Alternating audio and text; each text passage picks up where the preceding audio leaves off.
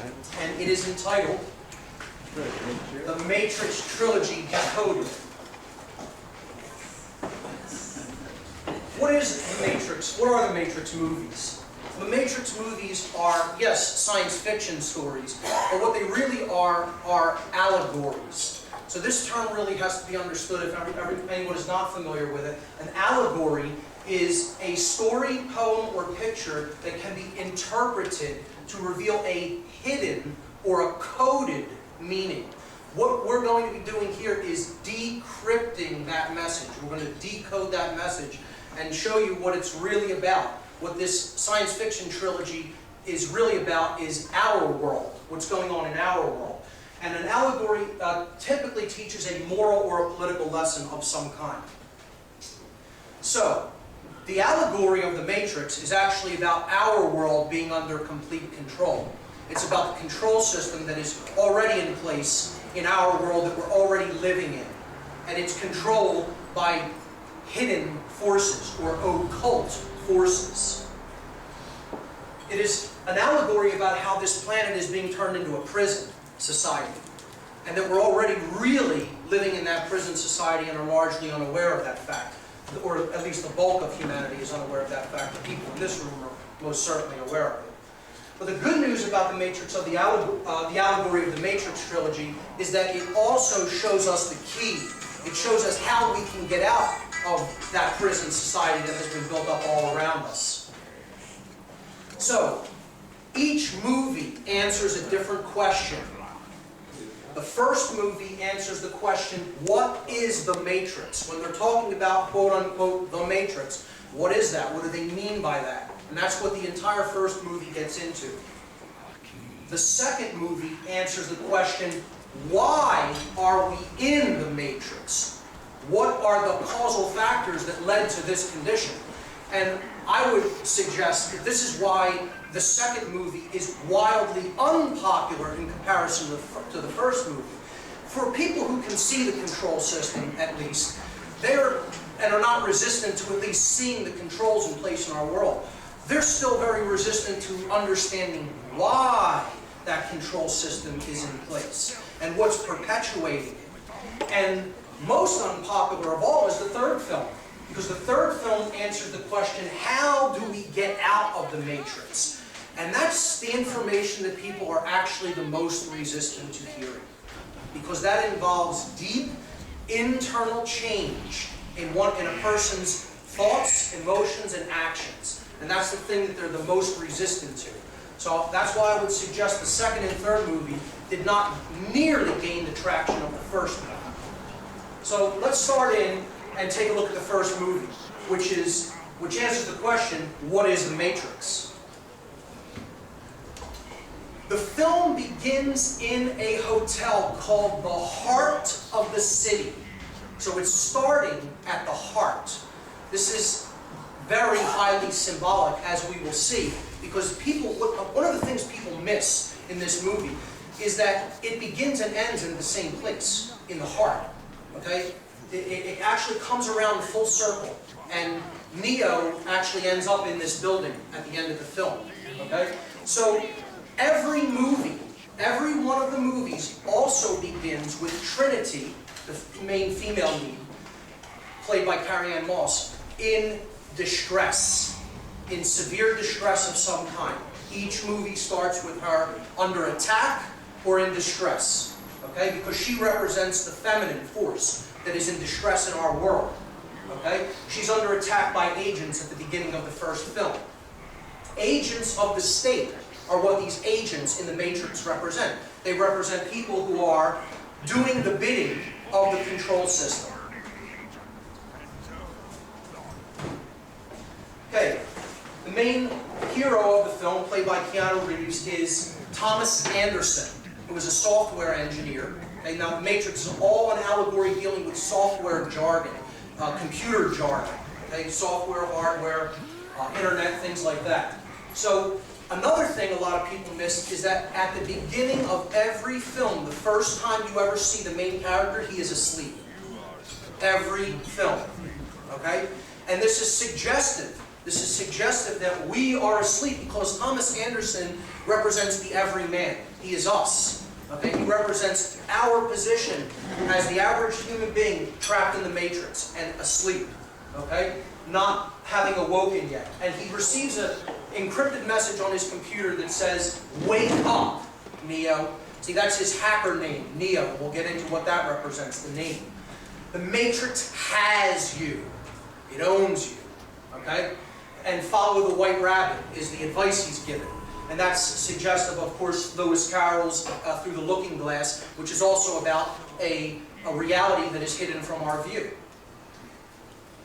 So, his apartment is room 101. Now, this is a direct reference to 1984, the book by George Orwell. And room 101 in that film represents the place where your deepest fears are contained, that you have to go into.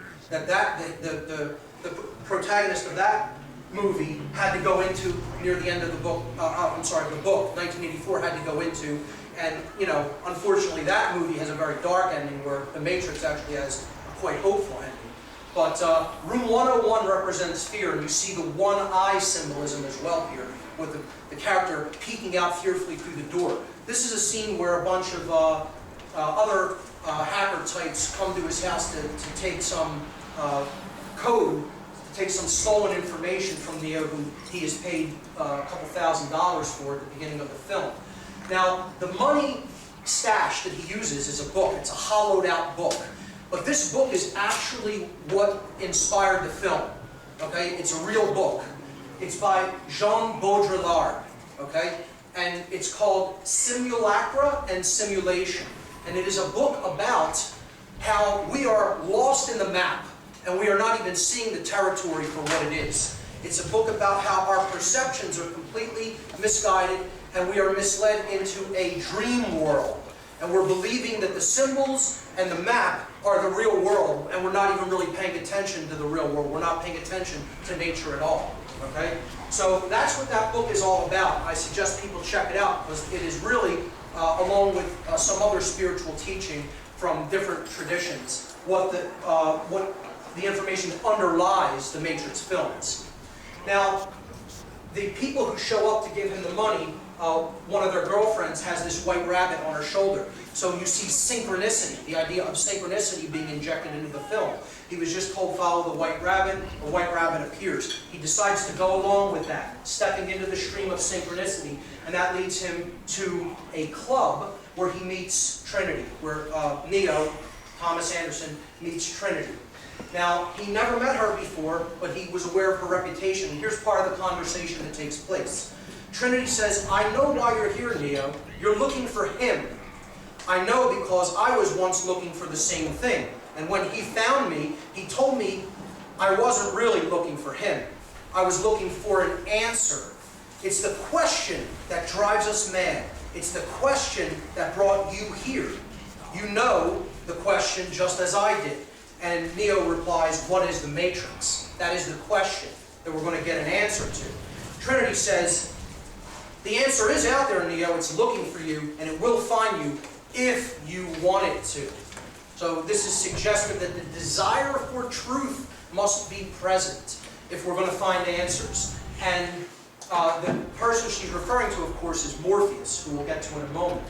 Well, Morpheus represents the truth teller. He represents the one who is revealing the truth and helping to bring people out of the Matrix. So, the next slide is from Thomas Anderson's place of employment, which is a software company, and his boss, Reinhardt, says to him that he has a problem with authority, because that's what this movie is about. Authority being projected onto us and us believing in it, us accepting the notion that there's such a thing as authority in human form. And he says, I'll read part of the dialogue. He says, you have a problem with authority, Mr. Anderson. You believe that you are special, that somehow the rules don't apply to you. Obviously, you're mistaken. This company is one of the top software companies in the world because every single employee understands that they are part of a whole. So he's emphasizing the concept of collectivism, of giving yourself over to the collective instead of expressing your uniqueness and individuality. And he concludes by saying, thus, if an employee has a problem, the company has a problem. So, agents of the state show up to question Neo, and he doesn't know why they're there. So he's on the phone with Morpheus, and Morpheus says to him, I have been looking for you. I don't know if you're ready to see what I want to show you, suggesting that most people aren't ready. They're resistant. They don't want to see the truth. Okay? He says, but unfortunately, you and I have run out of time. And that's where we're at. We're at the time where it's no longer time to sugarcoat this information. We have to get it out there whether people are ready to hear it or not.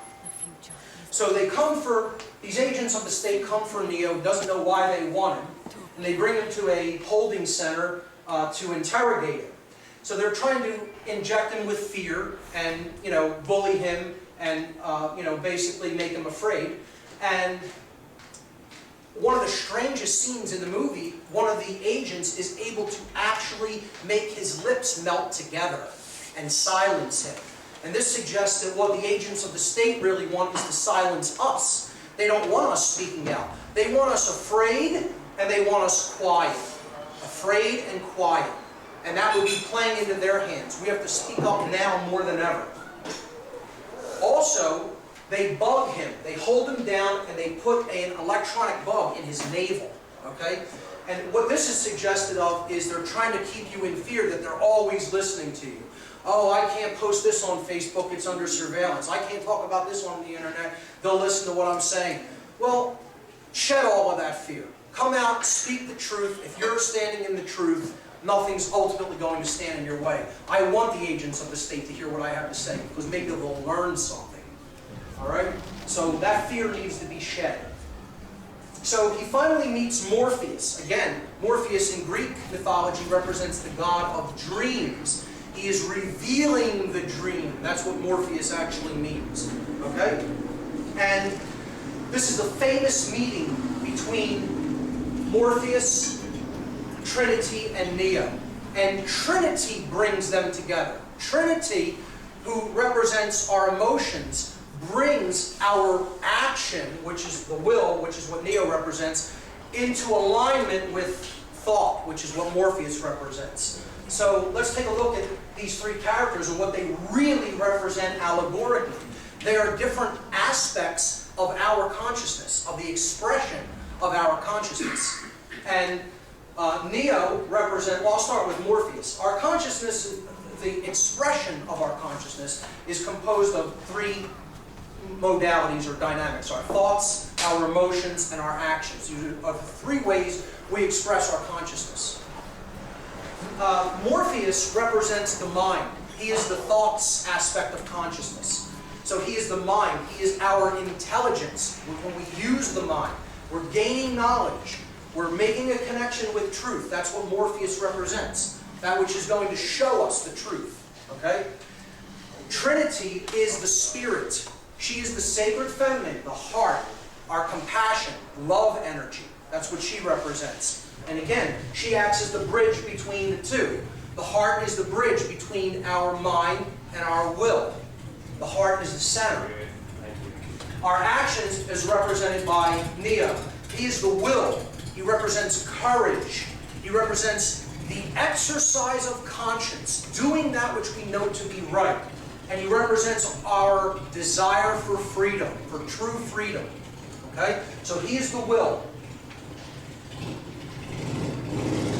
When they meet finally, when the thoughts reach out to the actions, to the will, and they finally meet in the Lafayette Hotel, Morpheus presents Neo with a choice, and here's how the dialogue goes. Morpheus says, "You're here because you know something. What you know you can't explain, but you feel it. You felt it your entire life. That there is something wrong with the world. You don't know what it is, but it is there, like a splinter in your mind, driving you mad. It is this feeling that has brought you to me. Do you know what I'm talking about?" And Neo replies, "The Matrix." Morpheus says, Do you want to know what it is? You want to know what the matrix is.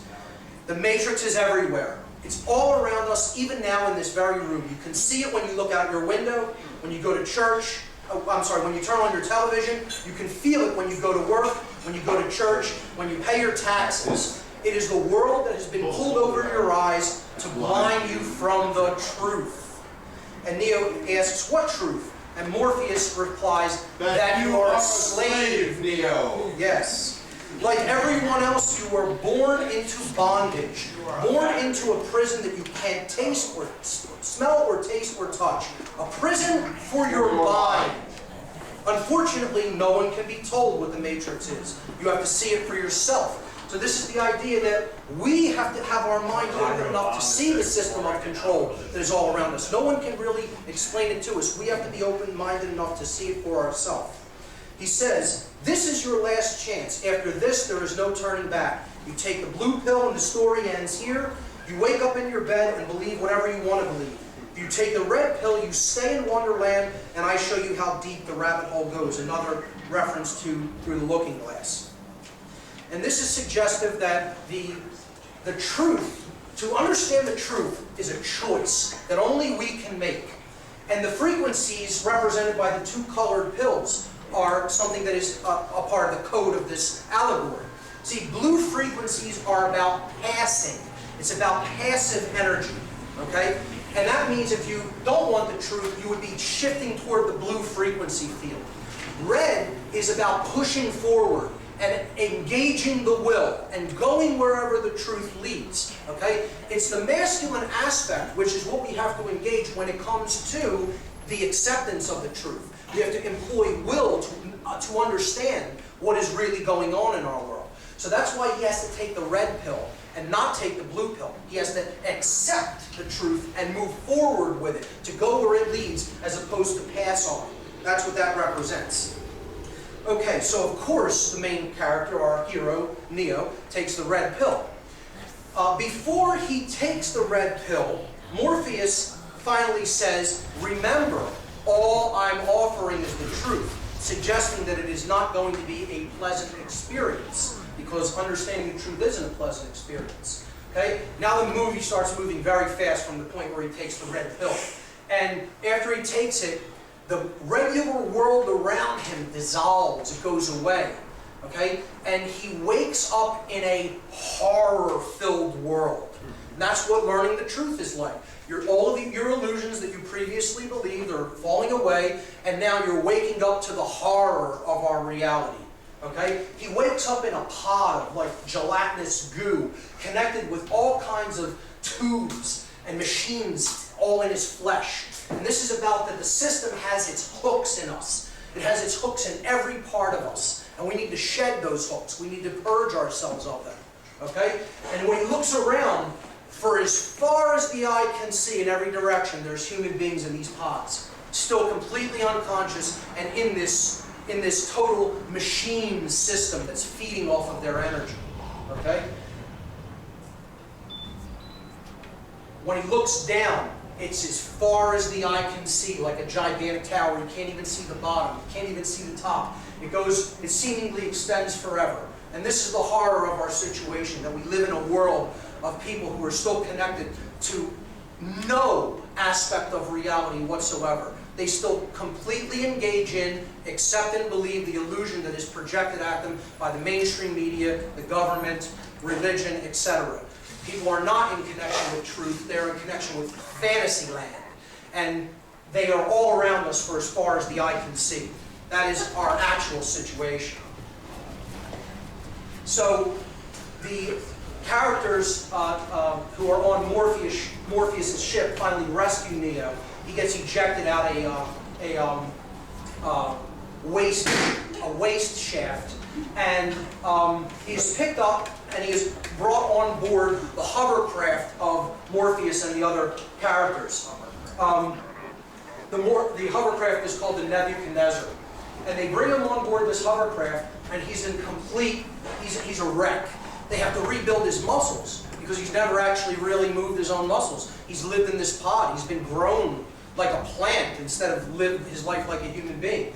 in a pod his whole life, so his muscles have atrophied. This represents the weakness that we're in when we first start waking up, when we first start coming out of illusion, okay? That we have to build ourselves back up, because it's like, you know, throwing someone a weight whose muscles have atrophied. They're not going to be able to catch it. They're not going to be strong. You know, when they're first, you know, starting to use their muscles, you know, they're just, you know, getting their legs under them. So it has to be taken slow in a stepwise progression to give people information when they're first coming out of the matrix. So he asked the question at one point when they're doing this work on his body, why do my eyes hurt? And Morpheus answers, because you've never used them before. So he's telling you, you've never seen the world for what it really is. You've never really opened your eyes. You've never really used your own eyes. You know, you've been buying into the illusions all around you, and you've never seen the world as it really is for yourself. Okay? So that's what that part represents. So Morpheus explains to him that they're on a hovercraft, and they have computer technology there that allows them to jack into the matrix and broadcast a pirate signal, which allows them to project their consciousness into the machine's programming. We'll understand what that is as we get into the story of what happened on the Earth in the movie. Okay? But basically, these are the machines that they jack into the matrix through. And here you see them, he's putting Neo into one of these machines, and he's going to show him one of their programs that they call the Construct, which is their loading and training program. Okay? So this is the construct that he takes him into, and they can project any kind of scenario that they want for training or learning purposes. And it's, you know, it makes the mind experience this as if it were real, but they're actually in a computer-generated reality. So Morpheus says, when Neo is surprised and he says, this isn't real, Morpheus replies and he says, what is real? If you're talking about what you can feel, smell, taste, and see, then real is simply electrical signals interpreted by your brain. This is the world that you know now. The world as it was at the end of the 20th century. It exists now only as part of a neural interactive simulation that we call the Matrix. You have been living in a dream world, Neo. So in other words, the reality that he thinks is present is gone. The machines have taken over the world. Okay? And the Matrix, his former life as a software engineer, was all a projection by the machine. It wasn't the real world. The machines were projecting that reality for him to stay alive and keep engaging his mind so that they could be fed energy through that mental energy and physical energy of the body, of the person in the pod. Okay? And this is the world as it really is. It's devastated. And this is suggested that our world is devastated. Our world is completely devastated. Truth is devastated. Nature is devastated. Okay? Ourselves are devastated. We are destroyed as a people. And there's just a wasteland. And, you know, the machines basically are running the show. And what that suggests is machine consciousness is running the show. So humans are no longer born as he describes it. They are now grown in these pods. And these are harvesting machines. These big, huge octopus-like creatures are harvesting human beings that are all in each one of these little pods. And this is how they live from their birth. They're in these machines and they feed the system. They actually give their energy to the system. This is about us feeding the system through our compliance with it. So Morpheus says that the AI that took over the world was a singular consciousness that spawned an entire race of machines. He refers to it as a consciousness. Again, it's machine consciousness. It is intellect with it completely divorced from any wisdom. It is intellect completely divorced from any true care or heart or compassion. That's the machine world. The world of I don't care as long as I get mine. That's the matrix that we're living in. That's the consciousness that fuels that system of control. Okay? So he says, the machines have found all the energy they will ever need, meaning human beings. They eat us, they feed on us. He says there are fields, endless fields, where human beings are no longer born, they are grown. For the longest time, I wouldn't believe it myself.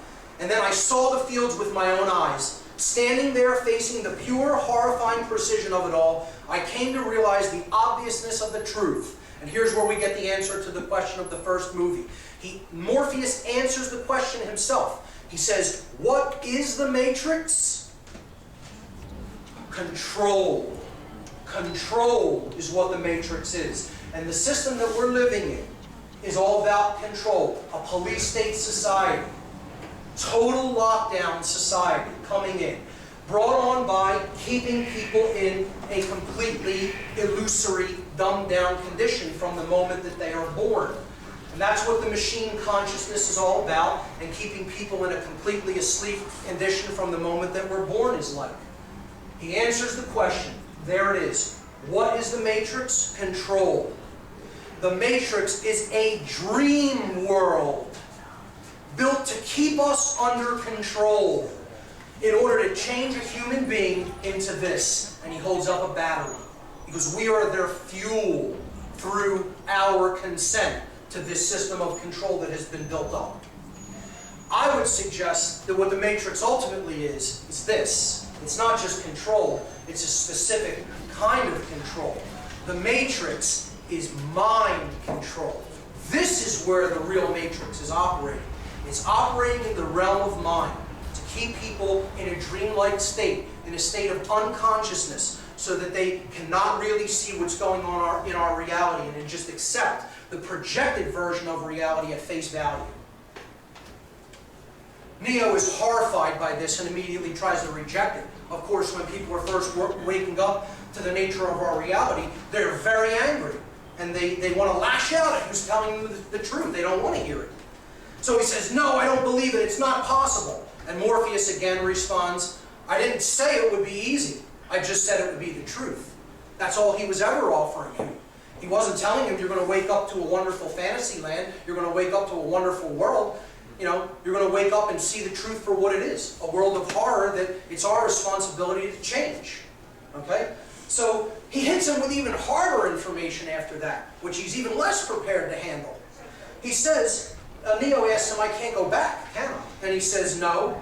But if you could, would you really want to? You know, who wants to go back into the illusion world after they see the world as it is, even though it's horrible? You know, most people don't make that decision. They want to at least know what the truth is. And he says, we never free a mind once it reaches a certain age. It's dangerous, and the mind has trouble letting go, which you can see in the world with people who have developed real attachments to the system. It's very difficult for them to let go of it. He says, I did what I did because I had to. When the Matrix was first built, there was a man born inside, which we call the One. Morpheus calls him the One, who had the ability to change whatever he wanted, to make the Matrix as he saw, remake the Matrix as he saw fit. It was he who freed the first of us and taught us the truth. As long as the Matrix exists, human beings will never be free. And what was the Matrix? Control. So substitute the word, the allegory, put it in there. As long as the Matrix exists, human beings will never be free. What is the Matrix? Control.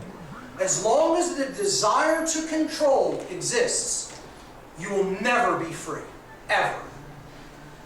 So, he says, after he died, meaning the One, his return was prophesied. And it was prophesied that his coming would hail the destruction of the Matrix, the destruction of the world of control. And that the war between us and the machines would end, bringing peace to our people, bringing freedom to our people. He says, that is why there are those of us who have spent our entire lives searching the Matrix looking for him.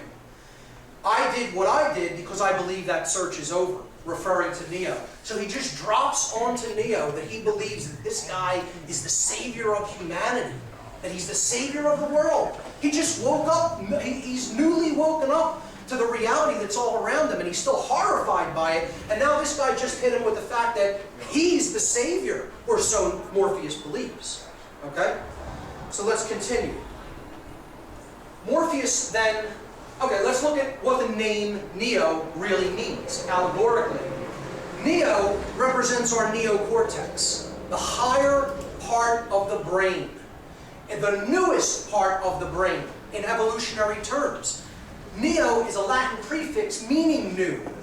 Okay? It's also an anagram for the word one. You just rearrange the letters of Neo and you get one. So what Neo actually represents, that is going to be our savior, is balancing the left and right brain hemispheres, okay, and bringing the entire brain complex together as one, ultimately bringing consciousness together as one. That can't be done unless it can be done physiologically.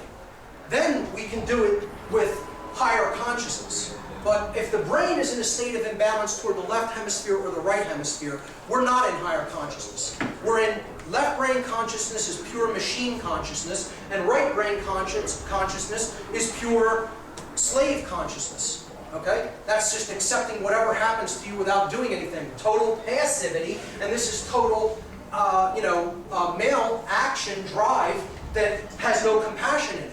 Only when we bridge these two in conjunction with the heart do we really wake up to our higher selves. Okay, so what Neo represents is this occult or this esoteric concept of the new man, the being that we need to give birth to by working upon ourselves and our consciousness. All right, and bringing our thoughts, our emotions, and our actions into alignment once we have balanced these hemispheres of the brain. It is the enlightened or illuminated man. It's a new being, a new species, so to speak. It's the next stage of human evolutionary development, which happens in consciousness, not physically. It happens here and here. That's where that evolution takes place. So that's what ultimately Neo represents. And again, that is the Savior. That is our Savior. That's what we need to do. That's where we need to go if we're going to really create any lasting positive change in our reality. This is the famous fight scene. Morpheus takes Neo into their training construct and begins to train him, okay, to try to free his mind. All right? And again, this scene is where I got the phrase "free your mind" from. The conference is named directly after this movie from this scene in The Matrix. Okay? So he says, he's fighting, Neo is fighting Morpheus, and he cannot beat him. He's given all the programs for jiu-jitsu and other forms of kung fu, and he knows all the forms and the techniques, but he still can't beat Morpheus, who is older and seemingly weaker body-wise. He's in better shape as a physical specimen. Neo is, but he can't beat him. And he's like, why do you think you can't beat me? And he says, do you believe that me being any stronger or faster here has anything to do with my muscles in this place, meaning the construct? So he's trying to explain to him this is all about being strong here in the mind. That's where, when we start to take action in this realm, that our strength has to reside. And he says, I am trying to free your mind, Neo, but I can only show you the door. You are the one that has to walk through it. So, you could lead a horse to water, but you can't make him drink. You could show someone the truth, but you can't make them accept it. That's what he's saying. He's saying you have to let it all go. Fear has to be let go. Doubt has to be let go. Disbelief. Free your mind. He says, you're the one who has to walk through the door, suggesting that ultimately only the person themselves creates transformation. Transformation is created within, and it's done according to our accepting the truth and then putting it into practice in our lives. So you're the one who has to do it. He shows them another training program, which they call the JUMP program. And this is about having faith in yourself. All right? He starts them on this building, and he's telling him you need to jump to that other building across an entire city street. And this is obviously impossible in the, quote, real world, but he's trying to train his mind out of its weakness and build up confidence and build up belief in oneself. So Morpheus makes the jump because he's already at that level of consciousness, and he asks him to follow. And of course, Neo isn't at that level of awareness yet, and so he plummets into the street. And the street doesn't kill him. It acts like a trampoline. But he kind of is a little bit injured. He spits up a little bit of blood. And I'm sorry, and he says in this, if you're, after coming out of that program, spitting up some blood, he says, if you're killed in the matrix, that means that you die here. And Morpheus simply responds, the body cannot live without the mind. So ultimately, the mind is what's creating our projections in the real world. So, continuing, he then shows him another training program that is all about the agents of the system and how they're really all around us. And the agents can be anybody within the system, because the system is what people are attached to. Okay? So they're not willing to follow the truth. They're not willing to do the right thing. They're going to do whatever the system commands them to do. So anybody is a potential agent of the control system. Morpheus says the matrix is a system. That system is our enemy. When you're inside, what do you see? Businessmen, teachers, lawyers, carpenters. The very minds of the people we're trying to save. But until we do, these people are still part of that system, and that makes them our enemy. You have to understand that most of these people are not ready to be unplugged. Many of them are so inured, they are so hopelessly dependent on the system that they will fight to protect it. They will fight to protect their enslavers. They don't want to be free because they've never even understood what the concept of freedom is, let alone practiced it or lived it in their lives. They love being under control. They love being dominated. They love being enslaved.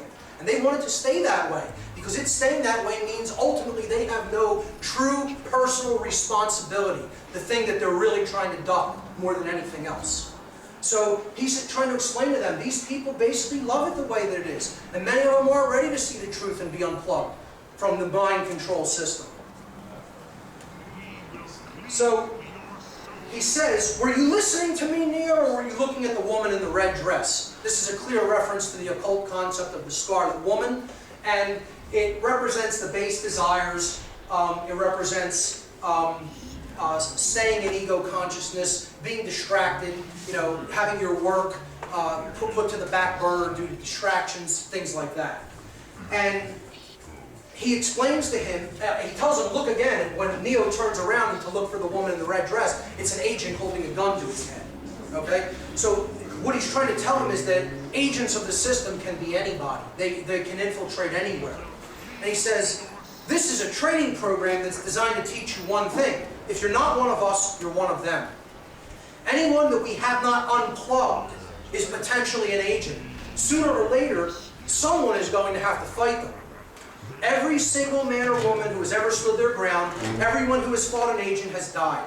But where they have failed, you will succeed, because their strength and their speed are still based in a world that is built on rules. Because of that, they will never be as strong or as fast as you can be. And Neo says to him, what are you trying to tell me? That I can dodge bullets? And Neo says, no. I'm trying to tell you that when you're ready, you won't have to. That this will not have to come to a hot revolution if we can do it in consciousness. If we get to a level of consciousness where we stop holding on to our attachments to this control system, we won't have to do this with a war. We will be able to do it by stepping away from the control system and letting it fall, by refusing to comply, by stopping giving our energy to it, to perpetuate it through our own energy. That's the real solution. And not a single bullet would have to be fired if we can get it done that way. And that's what all of my work is about. 100% of my work is to try to avert that hot revolutionary potential. I don't want to see it come to that. I'll be ready if it does come to that, guaranteed. But that's not what I really want to see happen. Otherwise, if I did want to see that happen, I would shut my mouth and never say a word. All of my work is to try to avert that. All of it. Okay? So, the next scene is about Cypher. He's one of the crew on the Nebuchadnezzar, Morpheus' ship. And he is hardly upset by what he has learned in the real world. He hates being unplugged from the Matrix and wants to go back in. He wants to go back asleep. He wants to just live out his life and just feed his base ego-driven desires and not pay attention to the truth and not try to change because he doesn't have the will to do it. He doesn't have the will, the sustained effort and will to continue to press forward. So his question is, why, oh why, didn't I take the blue pill? You know, I woke up to this world of shit, basically. And I hate it, and I don't want to be a part of it anymore. I want to go back to sleep. All right? So his concept is ignorance is bliss, and he makes a deal with the machines that if he gives up Morpheus, if he betrays Morpheus and gives him up to the machines so they can get the codes that they need to attack the last human city of Zion, which we'll talk about later, that his body will then be actually physically reinserted into the Matrix, will be found in the real world and physically reinserted into the Matrix. And he's doing this for a deal that he'll be made someone important and rich, like an actor. We'll take questions afterward. So he's going to betray the crew. Okay? And one of the next scenes is the heroes go into the Matrix because Morpheus is taking Neo to see another character known as the Oracle. We'll get to what she represents. She's basically one who makes prophecy about what's going to happen in the future. And in the waiting room to see the Oracle character, he encounters this little boy who we don't know his name. He's just referred to as the boy with the spoon, or Spoon Boy. Okay? And he's bending these spoons with his mind into knots in the Matrix. Because he's woken up. He knows this isn't real. It's a computer projected reality. And he could just, it's mind over matter. It's the will over the physical world. Okay? Reshaping it as he sees fit. And he's trying to teach Neo to do it. And Neo's having a problem with it. And he says, do not, the Spoon Boy says to Neo, do not try to bend the spoon. That's impossible. Instead, only try to realize the truth. And Neo says, what truth? And the Spoon Boy replies, that there is no spoon. Meaning, you know that this is in the Matrix. It's in the world of illusion. Exercise your will over it and change it. Okay? And he says, there is no spoon. He says, only then will you see that it is not the spoon that bends. It is only yourself that bends. Okay? So he's saying, you have to change in here. And in here, if you want to see change reflected in the external reality. It has to happen from within first. Neo finally meets the Oracle character, represented by this black woman. And she is about prophecy, she is about the intuition, and she is about knowing the self. That's what this character represents. She's the deep innermost recesses of the subconscious mind. Okay? And she tells Neo that he should look at the sign behind the door. Behind her door when you walk into the temple of the Oracle. This is a clear reference to the Delphic Oracle in Greece, which was the center of the Hermetic mystery traditions in the ancient world. And this is the main saying, here you see it in Latin, temet nosce. In Greek, I don't know what the inscription was off the top of my head, but basically what that means is know thyself. And in the Hermetic tradition, they said, know thyself, and only through knowing thyself will you know the universe and the gods. Okay? So, this is the ultimate command of all mystery tradition teachings. If you don't know the self, you're doomed. If you know the self, then you can create wondrous change in the world. And that's the problem. We don't know ourselves. We've forgotten who we are. And we don't understand how consciousness works to create the reality that we're witnessing and that we're experiencing. And therefore, that's why we continue to create in ignorance. If only when we know the self will we create consciously. So she says, do you know what that means? It's Latin. It means know thyself. Being the one is just like being in love. No one can tell you you're in love. You just know it through and through. She says, sorry, kid. You have the gift, but it looks like you're waiting for something. Maybe in the next life, who knows? So he hasn't built up the confidence. He doesn't know himself enough to know he is the one. He hasn't come to that awakening level yet, that level of consciousness to know he's the one who has to go out and make change. Okay? So she tells him, well, it seems like you're waiting for something. You know, you don't know that you're the one? Well, then I guess you're not. If that's what you believe, then it's true. So he leaves kind of despondent. And back on the ship, Cypher betrays some of the other characters and kills one of them. All right? And he takes over the ship, and he finally betrays Morpheus, and Morpheus falls into the hands of agents within the Matrix before they can actually get out. So here you see Morpheus being tortured and questioned by some of the agents. And Agent Smith says to Morpheus, in reference to the Matrix itself, the system of control, have you ever stared at it and marveled at its beauty, its genius? Billions and billions of people just living out their lives, completely oblivious. Talking about the control system we're living in. He says, did you know that the first Matrix was designed to be a perfect human world? Where none suffered, where everyone would be happy. It was a complete disaster. No one would accept the program. And that's because as a species, human beings define their reality through misery and suffering. This is Smith's dark, poisoned worldview of humanity, of how he sees humanity. And this is part of our poisoned worldview. Why we're still stuck in the Matrix is this is a lot of people's poisoned worldview. He says the perfect world was actually a dream that your primitive cerebrum kept trying to wake up from. You couldn't just accept that things were okay and that, nature was just, ruling the day and you were going along in harmony with it. You weren't trying to fight against it. You weren't trying to fight against the laws of creation. You weren't trying to fight against, your true nature. You were just going along with it. That would have been a perfect world, but you couldn't do that. Your mind kept trying to wake up from it. It wanted something else. It wanted something more, until it finally would only accept this prison reality, that desire to control. He says that's why the Matrix was redesigned to this, meaning, the modern world, the system of control.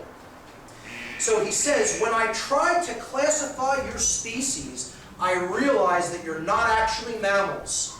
Every mammal on this planet instinctively develops a natural equilibrium with the surrounding environment, but humans do not. You move to an area, multiply and multiply until every natural resource is consumed. The only way you survive is to spread to another area. There is another organism on this planet that follows this same pattern. Do you know what it is? A virus. Human beings are a disease, a cancer of this planet. You are a plague, and we are the cure, meaning the machines, because he's one of the programs in the machine world.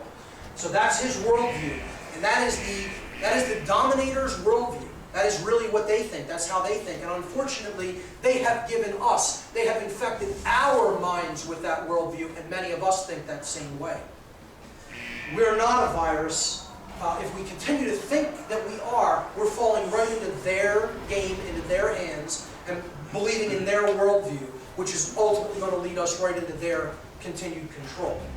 So he's trying to break Morpheus' spirit. He's trying to break his mind. So Neo and Trinity go back into the Matrix to lead a rescue attempt of Morpheus. Okay? And this is basically, you're trying to rescue the truth and keep the truth alive. That's what these characters are doing. That's what this represents. Morpheus is the truth.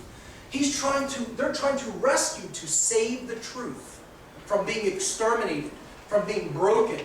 Okay? And there's another theme in the movie of going up. We'll return to this later. Going up to a higher level is the solution. They have to take an elevator shaft and they have to take it via an act of faith, via a cable. They have to cut the elevator away from the cable and ride the cable all the way up to the top floor. This is an act of faith that the truth will lead you where you need to go, up to a higher level of awareness. Finally, they rescue Morpheus with a helicopter and a Gatling gun. And the last effort to save Morpheus is a leap. It's a leap of faith. It's using all of the will and suspending yourself, okay? Completely extending yourself to come into harmony with truth. That's what this scene represents. After they save him, Morpheus says, I knew you could do it. I believed in you. He says, sooner or later, you're going to have to realize, just as I realized, that there is a difference between knowing the path and walking the path. That's a powerful, that's a Buddhist philosophy. That there's the path and knowing it. And that's intellectually and, in an intelligence perspective, understanding what is real and understanding what is right. But then there's a big difference because then you have to engage that in the physical reality by using your will to put that knowledge into action. And that's what real wisdom is. And that's what Morpheus is saying to Neo after that scene. There's a difference between knowing the path and walking the path. After this, Neo finally starts to get some courage and resolve. And he's starting to build up confidence in himself. And he's the first person who will not run. He will face the control system head on and take on the agents of the state in the form of Smith. Trinity is looking at this from outside of the Matrix, horrified, saying, "My God, what is he doing?" And Morpheus' response is, he's beginning to believe.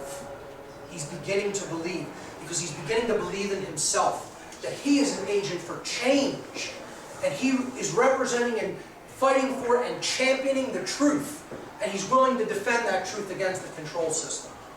Okay? So, he is shot in the same room where the movie begins. People miss this part here. Okay? It's the heart of the city hotel. Watch it again, you'll see it. In room 303, which is where Trinity was under assault at the very beginning of the movie. So we've come full circle. Now, that number is very significant in Masonic terms, because 33 is the level or the degree of illuminated masonry. Okay, the 33rd degree. Because it's the degree of temperature when water begins to melt. It's frozen as a block of ice, meaning we are encased in ice. Our heart is not actually, we are not warm, or we have not thawed our negative emotions. Our care is not really flowing. But when we come up to the 33rd degree, the light of the sun, knowledge, okay, of the true self, has thawed it and has turned it back into water. Okay, so that's what 33 represents there. And I guarantee you that is no accident. He is shot and dies in the Matrix, in the world of illusion. Because the 33rd level in Freemasonry is also about death and rebirth. It is about resurrection to a new form of consciousness, to enlightened awareness, which is why it is called the first level of the illuminated degrees of Masonry. Okay? So that's what this part of it is. He is shot and killed, and he is now dead to the world of illusion. But now, this next scene, he is revived. He is resurrected and brought back to life by Trinity in an act of love. She kisses him and brings him back to life. This is representative that only true care and compassion can finally resurrect right action. That's it. She represents the sacred feminine energy of true care and compassion and love energy. And that's the only thing that can ultimately resurrect right action in the world, which is what Neo represents, our will. When he comes back to life, it is the most significant, is probably the most important part of the entire film. Because he says one word when he stands up after coming back from the dead. Okay, he says one word, and that word is no. No is the word that Neo speaks when he comes back to life. And this is suggestive that only when we begin to say no to the control system are we ever really going to really be reborn and really come back to life as a species. The agents of the system fire their guns at him, and he can now stop the bullets just by projecting his consciousness. And this is representative of, again, if we come up to that level of consciousness and say no, no bullets will have to be fired, ultimately. We'll be able to stop that eventuality, that negative future. So, the word no, I call it the most powerful word in the universe in my work. The concept of apophasis, A-P-O-P-H-A-S-I-S. Apophasis means to say no. It means to not speak, or to not acknowledge, or give energy into the system. It is withdrawal. Withdrawal from what is wrong. And in withdrawing from what is wrong, we're ultimately doing what is right. So that's the most powerful energy, the lost word it is called. And that's what we need to step into, that form of consciousness. When he wakes up, he can see the code of the matrix. He can see it for what it really is. He has new sight. He has new eyes. He is now really realizing the truth. And he can seemingly fight the control system now with a hand behind his back. It's becoming easier for him because he now can see the truth. So the illusion, as it's projected at him now, he can strike it down at will. He actually lunges himself forward and projects himself like a missile at the center of Smith's being, the agent. And he goes into his body, and he blows him apart from the inside in a hail and a shower of light and green energy, which again represents care and love.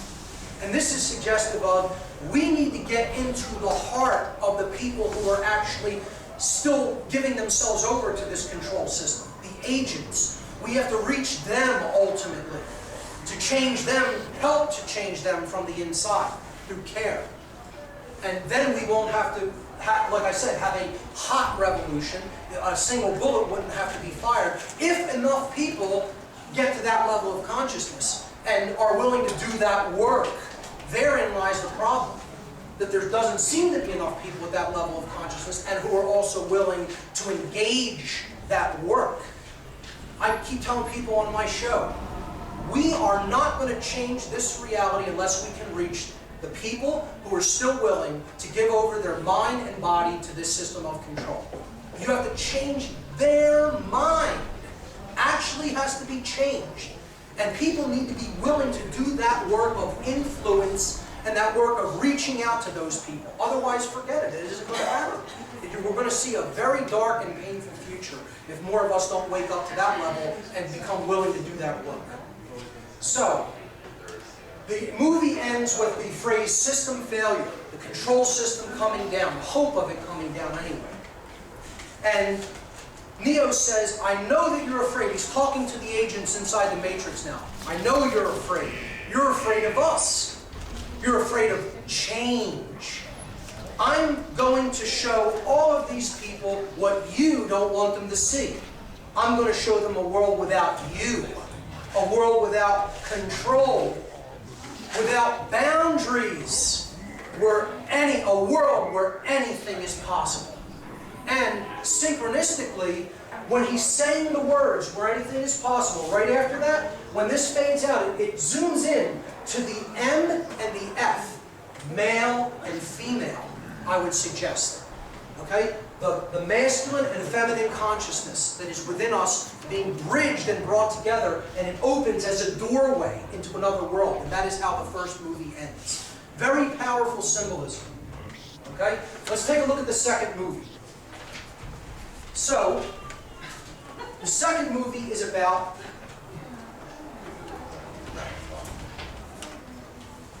why are we in the Matrix? And this movie gets into much deeper philosophical frameworks than even the first one. I would suggest this is also why it's very unpopular.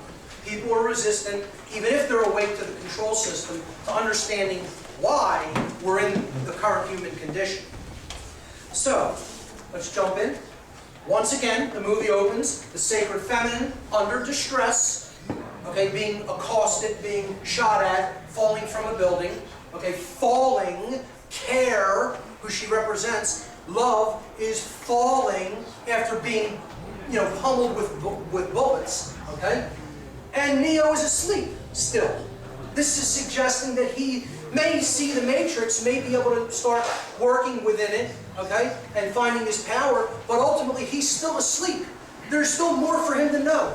And that's about why this is created, because only in understanding the reason for something, the causal factor, can we really understand what's necessary to undo it. Okay? We get our first glimpse of the last human city. The only place the machines haven't completely wiped out. It's called Zion. And people have a very misunderstanding of what this city represents. In the Kabbalistic tradition, in Kabbalah, Zion actually represents the spiritual center of creation, where the manifested reality is projected from. Okay? So spirit, okay, and care, and our thoughts, lights. These are the things that are actually the projector. And then the projection is the physical manifested reality. Well, Zion is the center of the spirit in the Kabbalistic tradition. All right? And it also represents a positive hope for a better future world. That's what Zion represents in esoteric traditions. So that's what this represents. More overtly, all it represents is the underground. People who are still in the underground. They're not the mainstream because the city is deep underground. It's described down near the core of the earth. Well, there's a core of people who know the truth, and they're basically still deep underground. You know, internet radio, fanzines and magazines, and things, meetings like this and conferences like we're having. It's not mainstream. It's still very underground. We're trying to bring it up to the surface. Okay, but it's still deep in the underground world. And that's what Zion represents. There's a big conflict between Morpheus and Commander Locke, a subplot theme that runs throughout this movie. And this is the tension between one who has faith in what is achievable and possible, and someone who is still really trapped in 5 sense only thinking. Okay, Morpheus, has faith in higher consciousness, that it's really the ultimate solution, and Locke is still all about just physical things to do in this world. I call it, he's the rearranging furniture on the Titanic guy, whereas Morpheus really knows what's necessary to create the real change. So Locke says, I don't care about oracles or prophecies or messiahs. I care about one thing, stopping that army from destroying this city, meaning the machine army who's coming to attack Zion. And he says, and to do that, I need soldiers to obey my orders. So he's still in the controlled consciousness from the Matrix. Not much has changed with him. He's all about, well, there's linear physical things that need to be done, and I need people to obey. And that's not the consciousness that's going to get us out of this mess. Morpheus says, with all due respect, Commander, there's only one way to save this city, Neo. And what he's referring to is that unity consciousness that we have to get to. So let's move forward. Morpheus gives a phenomenal speech in this that's very inspiring. He says, the machines have gathered an army. And as I speak, that army is drawing nearer to our home. He's telling this to the people of Zion. We have a difficult time ahead of us. But if we are to be prepared for it, we must first shed our fear of it. I stand here before you now truthfully unafraid, because I remember that for 100 years we have fought these machines. I remember that for 100 years they've sent their armies to destroy us, and after a century of war, I remember that which matters most. We are still here. He says, tonight, let us send a message to that army. Let us make them remember that this is Zion, and we are not afraid. So, incredibly powerful speech delivered by Morpheus about fear and how to conquer it. In this scene, we see that Smith has a new ability in this film to replicate himself. Agents are now replicating, and they're everywhere. Okay? So he puts his hand into the heart and turns it black. Okay? Highly symbolic. He's destroying people's care. He's eating their heart. And then he turns him into one of them, an agent for the system of control. Okay? So he takes over one of the people who is one of the crew members on another ship, Bane, his name is. Now, Bane is symbolic. Bane means poison in Latin. Okay? So that's how we are poisoned. We become poisoned through the heart. Actually, if you really want to get technical, what Bane means in Latin is not just poison. It means an agent of death. So highly symbolic. And again, poison was the main agent of death used, so it became synonymous with poison. So Bane is actually an agent that leads to death. Okay? So we see him taking over people through the heart, and that's ultimately bringing them toward death, because that's what he represents. Smith represents death, as we'll see in a moment. This movie is all about conversations that deal with purpose. Purpose. Okay? He says, this is a scene where Neo is talking to one of the counselors of Zion. And they go out into the engineering section, and he's telling him, he's having a conversation with him about all the machines that run the city. He said, Counselor Heyman is his name. He says, I think about all those people still plugged into the matrix. And when I look at these machines, I can't help thinking that in a way we're plugged into them. He's talking about technology in general. And Neo answers, but we control these machines. They don't control us. And the counselor replies, it does make one wonder just what is control. Neo replies, if we wanted, we could shut these machines down. And the counselor says, that's it. That's control, isn't it? If we wanted, we could smash them to bits. Although if we did, we'd have to consider what would happen to our lights, our heat, our air. There's so much in this world I don't understand. See that machine? It has something to do with recycling our water supply. I have absolutely no idea how it works, but I do understand the reason for it to work. So here purpose is brought up. There's a reason for things. Now, I would suggest this is also about technology and how it's a dual-edged sword. It can be used to help mankind, and it can be used as an agency for control. It's about how will we use it. Will we use it truly for our benefit and our uplift, or are we going to use it to bring in greater and greater modes of control? And that's the conversation that's taking place here.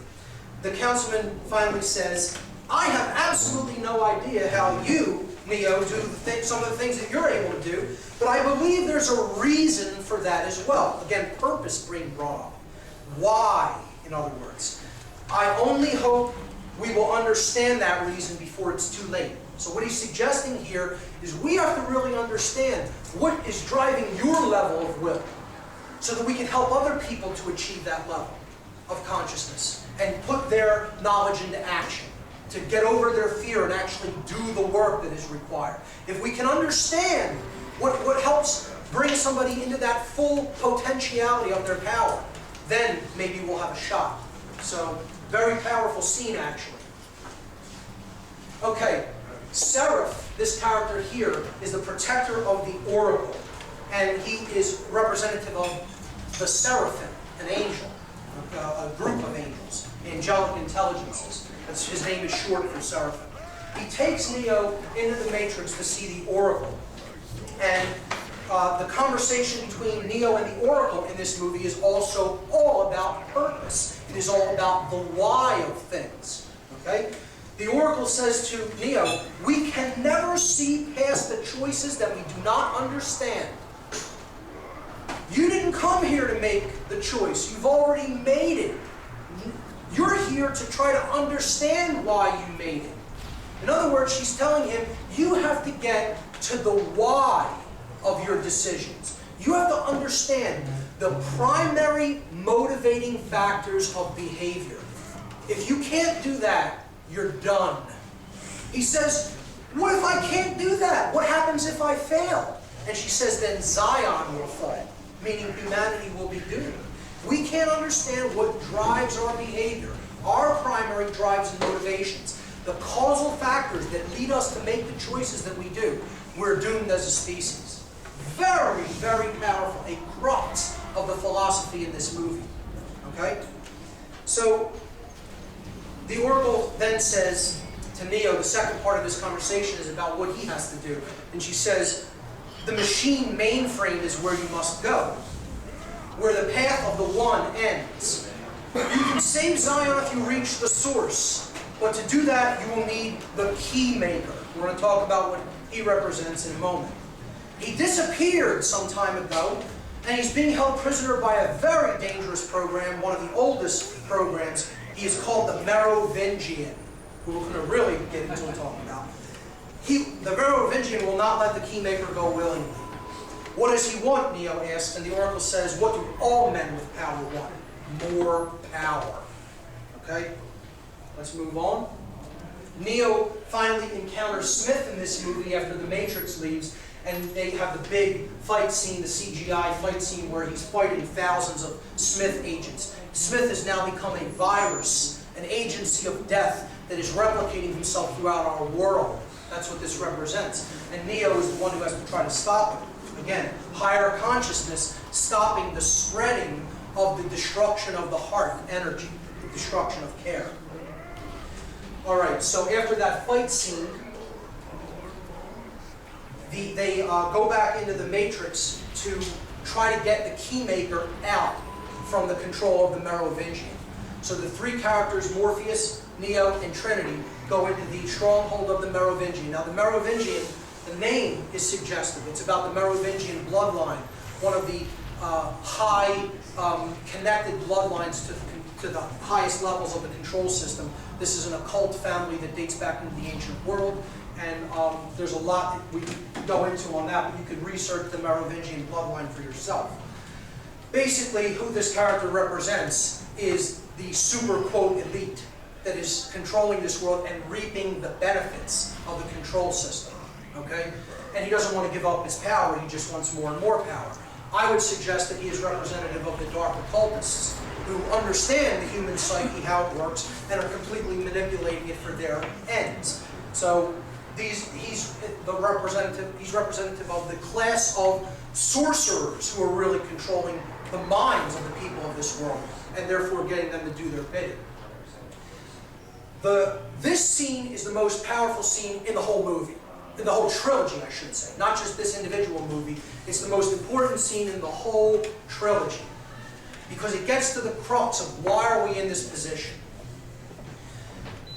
So, it starts with Morpheus saying to the Merovingian, you know why we are here. And the Merovingian says, I'm a trafficker of information. I know everything I can. Of course I know why you're here. The question is, do you know why you are here? And that question is a big question. Meaning, do you know why you've come to this place in the world? Do you know why? It's not about why are you in this building talking to me. Do you know why humanity has arrived at the condition that it has arrived at? Is what that's the big question. Do you know what those causal factors are about? Because if you don't, good luck undoing it. Good luck making a better world. It's never going to happen unless you know what got you to where you're at first. So he says, the Merovingian says, do you know why you're here? Morpheus replies, we're looking for the Keymaker. The Merovingian replies, oh yes, it's true, the Keymaker, of course. But that's not a reason. This is not a why. The Keymaker is, his very nature is a means. It's not an end. And so to look for him is to be looking for a means to do what? What he's telling him here is you're looking for the way out of your mess, but you don't want to understand why that mess is present to begin with. And without that knowledge in hand, you're never going to get out of the mess. You have to know why the mess was created in the first place. What got you to that condition? So Neo says, you know the answer to that question. And the Merovingian says, but do you? You think you do, but you do not. You're here because you were sent here, referring to the Oracle. She sent him here. He doesn't know what the Keymaker is, what he represents. You were told to come here, and then you obeyed. And that's the way of all things. Right? He says, you see, there's really only one constant. There's only one universal. There's one universal law, ultimately. There's only one ultimate truth. The only real truth. Causality. Action, reaction. Cause and effect. Morpheus replies to that saying, everything begins with choice. And the Merovingian replies, wrong. Choice is an illusion created between those with power and those without. That is the nature of the universe. Causality. There is no escape from it. Our only hope, our only peace is to understand it. To understand the why. Why is the only real source of power. Without it, you are powerless. Why is the only real source of power. Without it, you are powerless. Another link in the chain of servitude and slavery, until you understand the why. There it is. There's the conversation happening between the five of them. Of course, this is Persephone, the wife of the Merovingian. He ultimately represents Hades or Satan, okay, in mythology. And this is Persephone, the wife of Hades, who is held captive by Hades in Greek mythology. Again, it's another symbol of the sacred feminine being held captive by the force of evil and control. So, why is the only real source of power? Without it, you are powerless. Understand that. Persephone, again, represents the sacred feminine being held captive, again, by dark forces. She ultimately betrays the Merovingian and helps the heroes get to the Keymaker in the dungeon he's being held in. Okay, so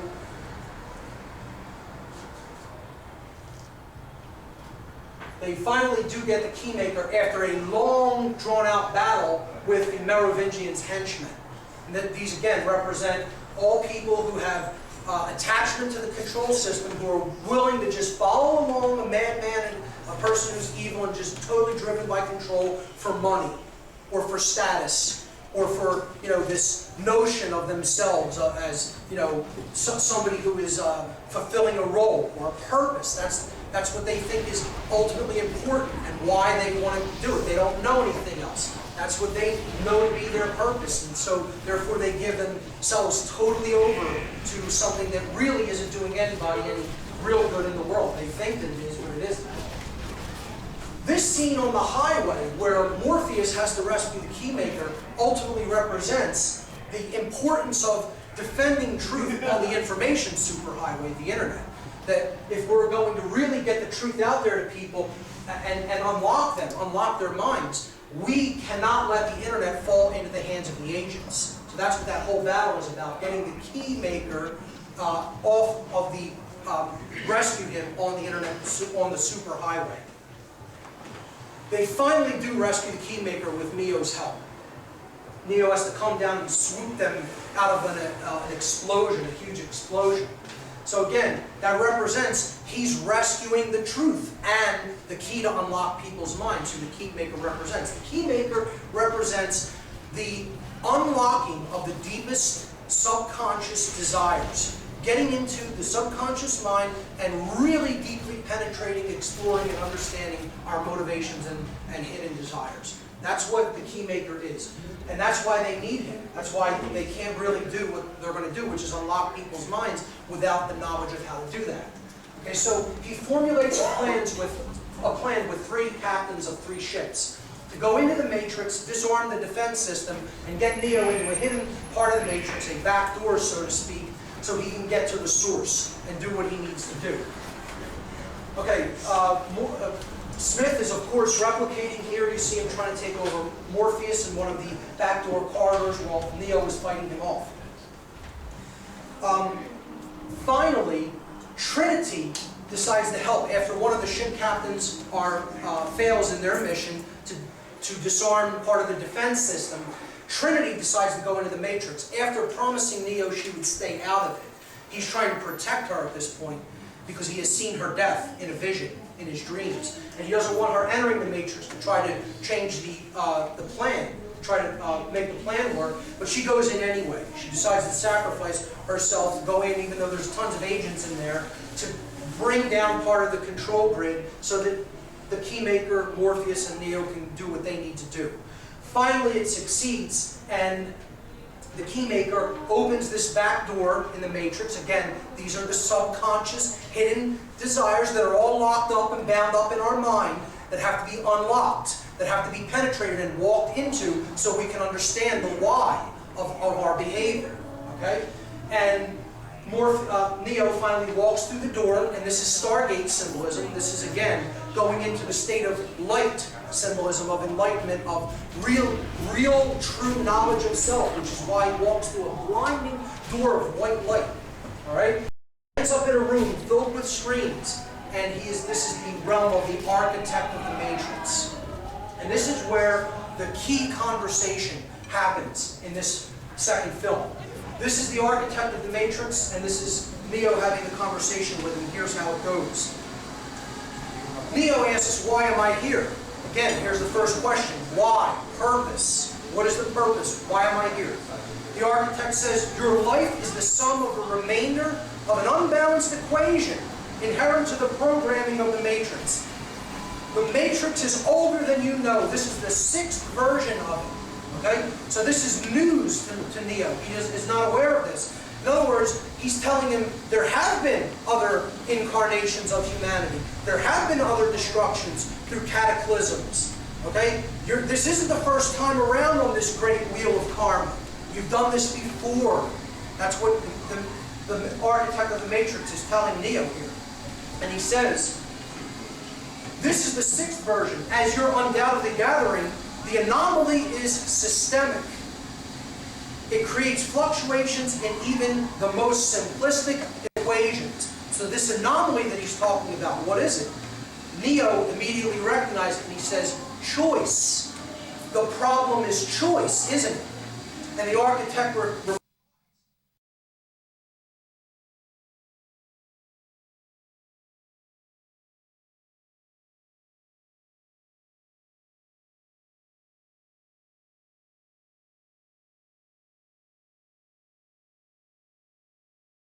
accurately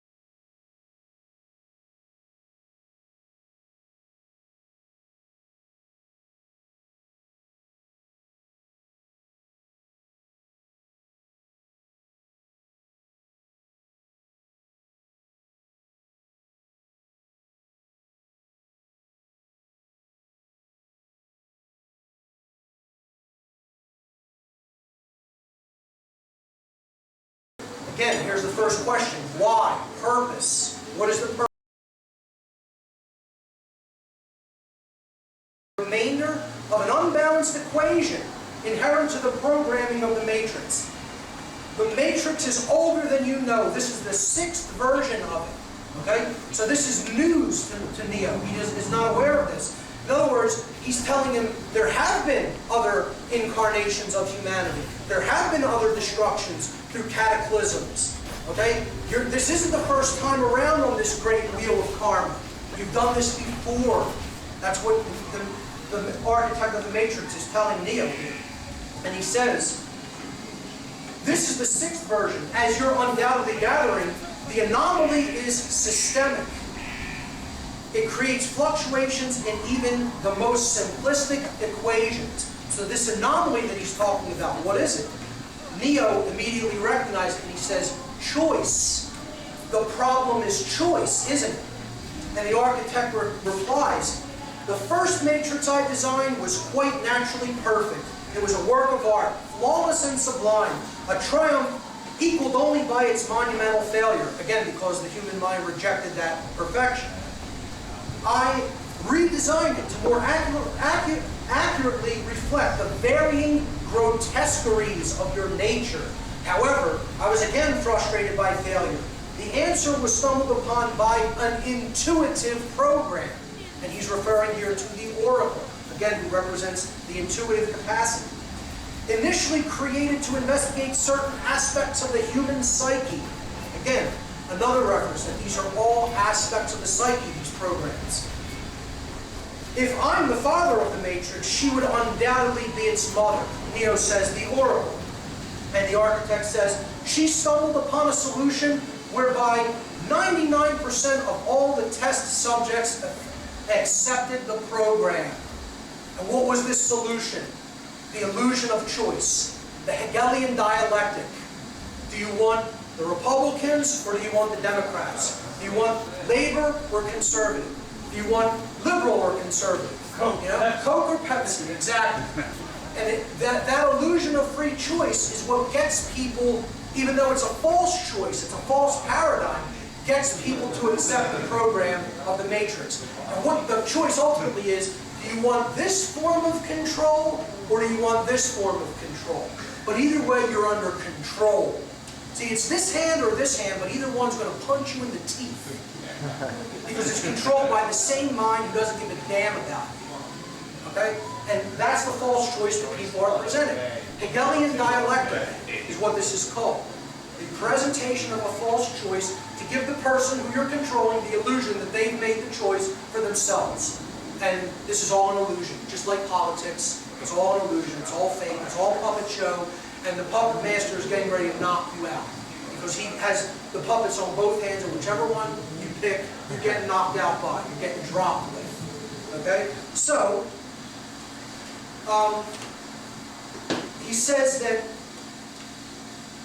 those who refuse the program, while a tiny minority, if unchecked, would constitute an escalating probability of disaster and failure.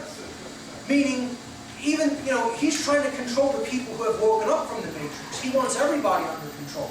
He's not happy that even some people came out of it, because as long as there's some that came out, there's a possibility that they can bring the whole system down. So, Neo says this is about Zion, isn't it? Meaning the people who are awake, the people who have really come back to true humanity. And he says, the architect says, Zion is about to be destroyed, because he sent his machine army after them. He says, this will be the 6th time we have destroyed it, 6th extermination of humanity. And we have become exceedingly efficient at it. The architect then says to Neo, the function of the one is only to return to the source, after which he's required to select from the matrix 23 individuals. That's a highly symbolic number, which represents escape.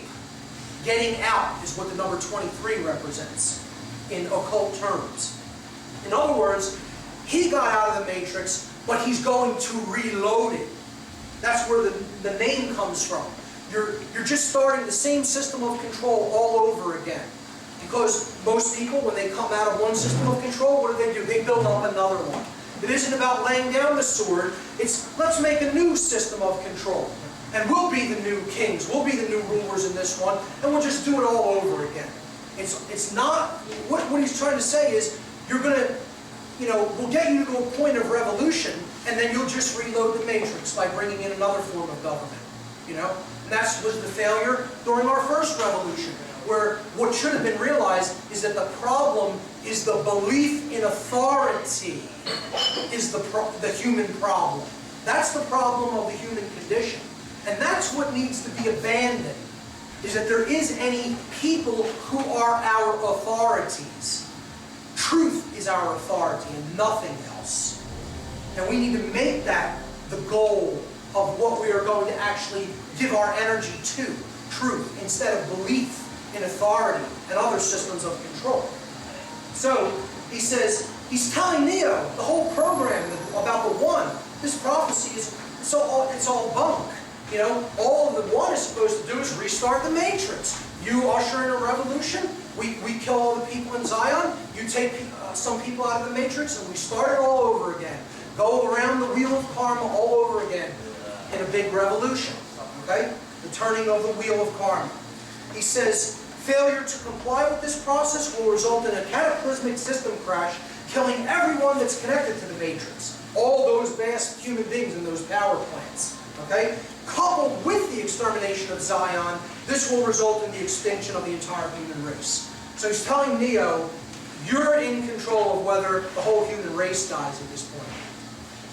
The fate of humanity is in your hands. He tells him that there's a door on the left, which if he goes through, goes to the source and he rebuilds the matrix, he reloads the matrix. If he goes through the door to the right or to his left, then he goes back into the matrix to rescue Trinity, who he's now become aware is in the matrix. So he says, you won't let the total system crash happen. You can't. You need human beings to survive. And the architect says there's levels of survival that we are prepared to accept. However, the relevant issue is here is whether or not you are ready to accept the responsibility of the death of every human being in your world.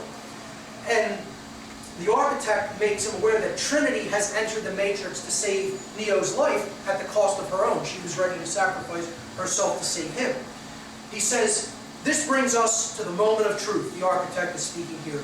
He says there's two doors. One to the right that leads back to the source and the salvation of Zion. The door to your left leads back to the matrix, to Trinity, and to the end of your species. So you have to make that choice. He says, when Neo starts walking determinedly over to the door that leads back to Trinity, to save his love, to save care, to save compassion in the heart, the architect says, hope is the quintessential human delusion. Simultaneously the source of your greatest strength and your greatest weakness. He doesn't want Neo to make that choice because he wants the control system to continue. Ultimately, the only way that the matrix can be brought down is if we rescue care. And that's what this scene represents. Neo makes the right choice. He takes the correct door and he goes back to rescue Trinity, which ultimately represents the heart. Because unless we can resurrect the heart, there's no way out of this system of control. That is basically the second movie. I don't know if I have a slide after that. Yes. Okay, so some action takes place after that. This agent shoots Trinity through the heart. Okay, this is representative that the agents are ultimately killing care. The agents of the system of control in our world are ultimately the ones who are annihilating care in the world. He shoots Trinity right through the middle of the heart. But of course, Neo comes and rescues her before she falls to the street.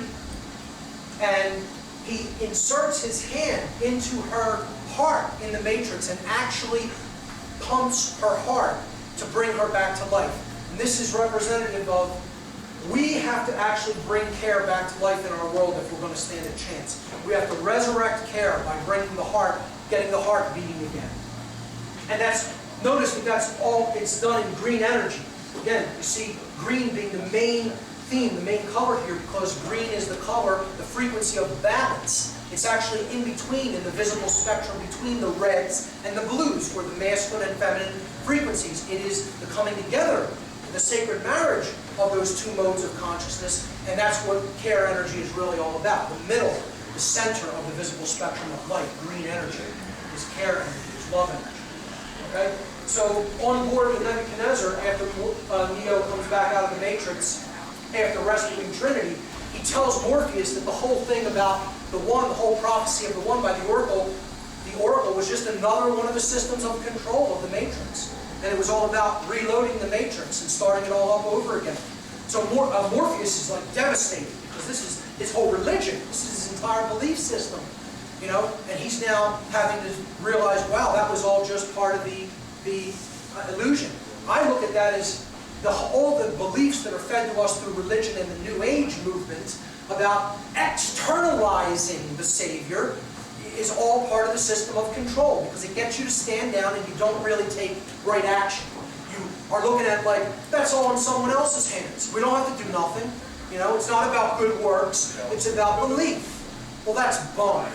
It's all about good works. It's all about actually making a change in the real world through an act of your will. And that's what love is all about. And that's what higher consciousness, including Christ consciousness, is all about. The machines finally sent a kamikaze mission to the Nebuchadnezzar to blow up the ship. And they succeed. The heroes just get off board before the Nebuchadnezzar is annihilated by a bomb. One of the machines becomes a bomb. One of the machines turns itself into a bomb, destroys the ship. That leaves them temporarily stranded, but as more machines are coming for them to physically destroy their bodies, Neo now holds up his hand in the real world and stops the machines, short circuits them, and annihilates them. Now, we're not in the Matrix now, we're in the real world. So he's now has real power in the real world. This is because he has awoken to the true nature of his self, resurrected his care, understands part of the reason why we're in this situation, and now he's in a power to really affect change in the real world. Not just the machine world, not just the Matrix, the world of illusion. He's really making change happen around him, physically now. Okay? That's what that represents. Another ship comes along to rescue them called the Hammer.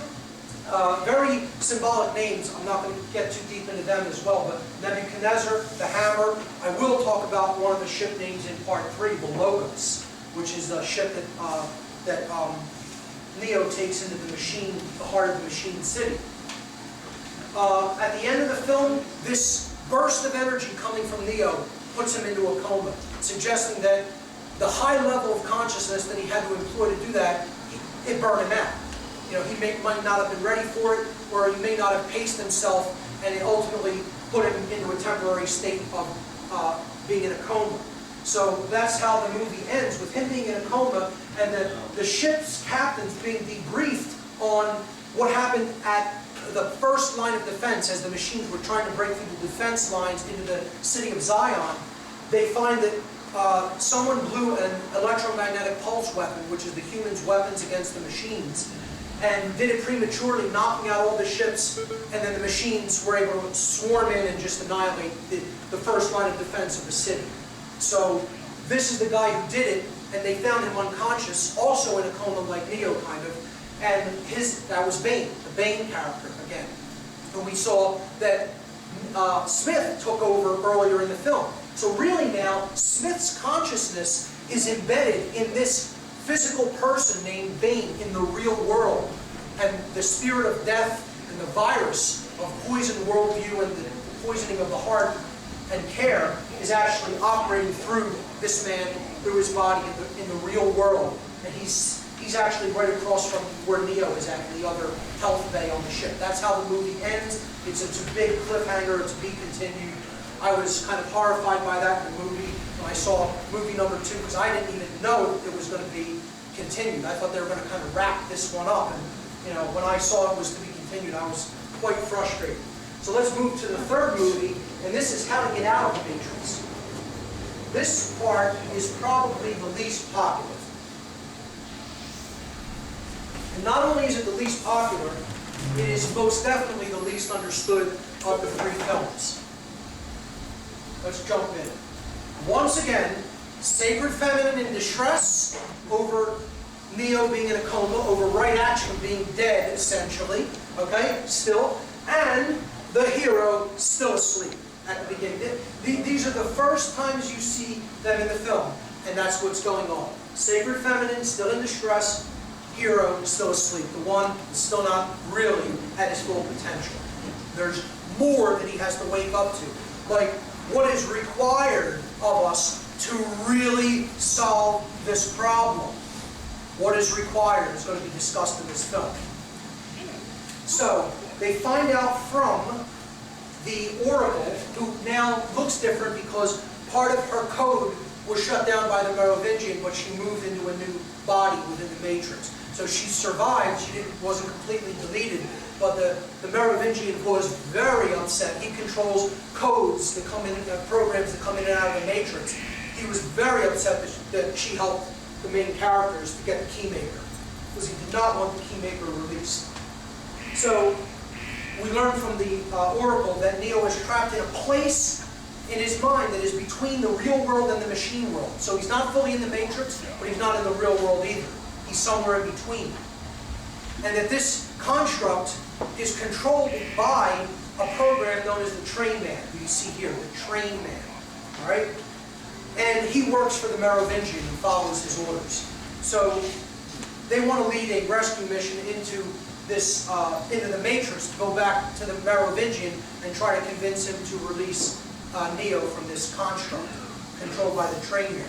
This is described as a black market of sorts for programs. Programs can make deals with the Merovingians, smuggle code in and out of the Matrix. one of the programs wants to get his daughter out of the Matrix because he says he loves her. And Neo finds that so hard to believe. A program can love. And I think what that's representing is that even the agents of the Matrix, they have their reasons for doing what they're doing.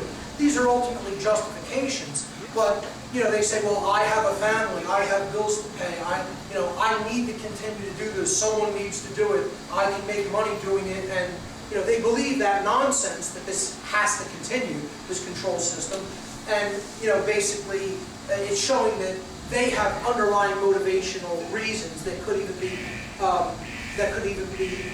related to love and attachment to people within their family and their circles. So finally, with the help of Seraph again, Morpheus and Trinity go into the Matrix to try to make a bargain with the Merovingian.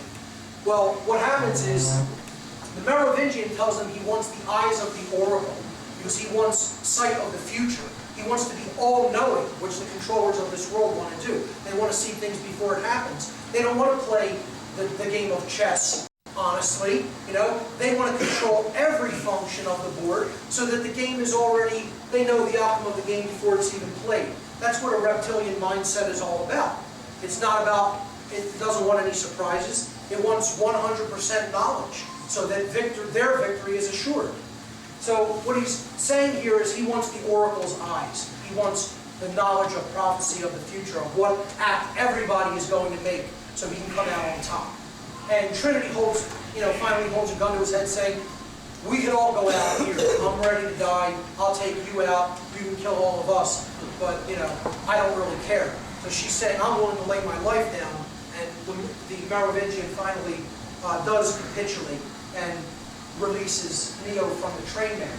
Neo then, before they leave the Matrix, wants to go back and see the Oracle. And this conversation is very important to the plot. The Oracle says to Neo, she tells him that the architect told him what he told him because he is incapable of seeing past any choices. Because he doesn't understand choice. He is robotic consciousness. He's machine consciousness. He's left brain only consciousness that is divorced from any right brain intuition. So he doesn't have holistic intelligence. He can't really see the big patterns, the heuristic patterns. He can't see the forest for the trees. He can't even see the choices that are really right before him because he doesn't really understand choice or free will. He is totally deterministic. Okay? He's a machine mind. That's how a machine thinks. He says to him, choices are all variables in an equation. One at a time, linearly, a variable must be solved and countered, and that's how the left brain thinks. He says that's his purpose, to balance the equation, to make sense of reality and order and make constructs out of things. Okay? And Neo says, what's your purpose? And she says to unbalance it, because she's the right brain aspect. She's the chaotic aspect. She's the intuitive aspect. She's the part that thinks heuristically and big picture thinking. All right? She can see intuitively into the future. She's non-linear time-based thinking, not time-bound awareness. So her purpose is to unbalance that left brain side, to bring balance to it, in other words. The Oracle then says, I see the end coming, the darkness spreading. I see death. And she's referring to Smith, this spreading of this virus within the entire world, within the Matrix. She says, you are all that stands in his way. Very soon he's going to have the power to destroy this world. But I believe he won't stop there. He can't. He won't stop until there's nothing left. Okay, so the desire to control death, the destruction of the heart energy, doesn't want to stop. This darkness wants to infest everything until it has consumed everything. And Neo says, what is he? Referring to Smith. And she says, he is your opposite, your negative. Because Neo represents light and the will for freedom. And Smith represents death, decay, entropy, darkness, and the will to enslave. Okay? So she says, he is the result of the equation trying to balance itself out. So Smith finally comes into the Oracle and assimilates her, gaining her eyes. So now death, entropy, decay actually has the vision and the foresight that it needs to move forward to really infest everything. So since we're talking about what these different programs within the matrix represent, I made this chart that breaks it all down. The architect of the matrix is the human ego, run amok, totally gone out of control, not checked whatsoever. And that's what's putting us deeper and deeper into the control system. He is left brain dominance, pure left brain, as I've been talking about. He is also the R complex, because when we're in a left brain form of imbalance, the executive command functions all get shunted and get rooted within the R complex, which is our base brain, our reptile mind. And that's why controllers all act like reptiles.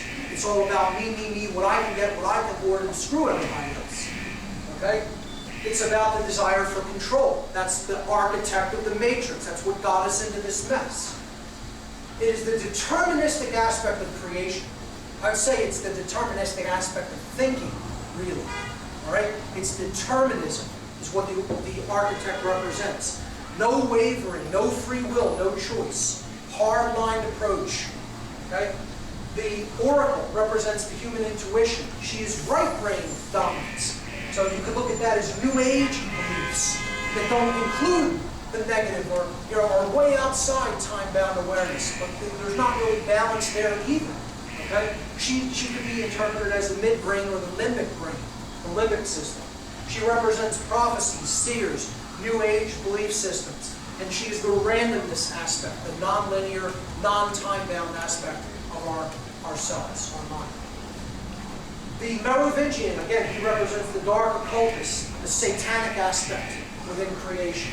The opposer. Don't look at this as just a mythical character here. We're talking about the force that divides us from within ourselves. Satan in the original Hebrew language means the adversary, the one who opposes, the one who divides. It's divisive consciousness. It's me first only consciousness. Carnality and base desires being all you care about. You want to feed the beast. Okay? It's manipulation and deception to get what you want. That's what he represents. So the dark occultist, the quote Illuminati, the dark Illuminati, the powers that be in our world. Smith, of course, represents fear and death, spreading everywhere like a plague, like a virus, like a black cancer that infests the heart. He is poisoning, sickness, disease. That's why he goes into Bane. Bane means poison. It means the agent of death. He's a virus that is infecting us. He is darkness, decay, entropy, the breakdown. Ultimately, at a grand scale, he's cataclysm, being driven by imbalanced consciousness. All right? Those are the programs within the matrix. So, finally, the captains are discussing their strategy because they're kind of stranded outside the city of Zion. They're trying to get back in so that they can help the war effort because the machines are rapidly approaching. And in the middle of them making plans, all very, left brain, what are we going to do type plans, Neo barges into the room and says, I know what I have to do. Okay, here's what he says. He says, I know what I have to do. I need to take one of the two ships that are left, take it by myself, and take it to the machine mainframe, the machine city. And they look at him like he's completely mad, like he's completely insane. What he's saying is, I have to take this consciousness and bring it into the heart of the enemy. I have to get it into the heart of the people who are ultimately still powering the control system. And they're looking at him like he's completely mad. You have no weapons. What are you going to do yourself? No ship has ever gotten within 100 kilometers of the machine's defenses. You're going to do it with one ship yourself. They say it's a waste, you're committing suicide. Even Morpheus doesn't really speak up and is very hesitant and questioning of Neo. Finally, Morpheus's old girlfriend, Niobe, one of the captains as well, says, you can have my ship. And when Morpheus says, why are you doing that? You've never believed in the prophecy of the one.